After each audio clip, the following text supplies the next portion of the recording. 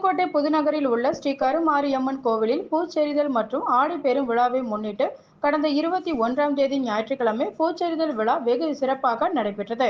அதனைத் தொடர்ந்து ஒவ்வொரு நாளும் கருமாரி அம்மனுக்கு அலங்காரங்கள் செய்யப்பட்டு வீதி உலா நடைபெற்று பல்வேறு நிகழ்ச்சிகள் நடைபெற்றதை தொடர்ந்து பொதுமக்கள் சார்பாக பல்வேறு மண்டகப்படிகள் தினந்தோறும் நடைபெற்றன. புதுக்கோட்டை மாநகராட்சியின் மாமன்ற உறுப்பினர் கார்த்திகா செல்விக்குமார் சார்பாக 6ஆம் நாள் மண்டகப்படி நிகழ்வு வெகு சிறப்பாக நடைபெற்றது. இந்த நிகழ்வில் 4 குதிரைகள் பங்கேற்ற குதிரை நடனத்துடன் வான வேடிக்கைகள் மேளதாளங்கள் முழங்க ஆடி பெரும் திருவிழா நடைபெற்றது.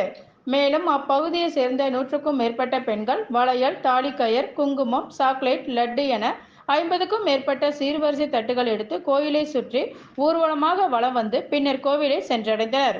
அதனைத் தொடர்ந்து கருமாரி அம்மனுக்கு சிறப்பு அலங்காரம் செய்யப்பட்டு மகா தீப ஆராதனை காண்பிக்கப்பட்டது. இந்த ஆடிப்பெரும் திருவிழாவில் 1000க்கும் மேற்பட்ட அப்பகுதியை சேர்ந்த பொதுமக்கள் கலந்து கொண்டு சாமி தரிசனம் செய்தனர்.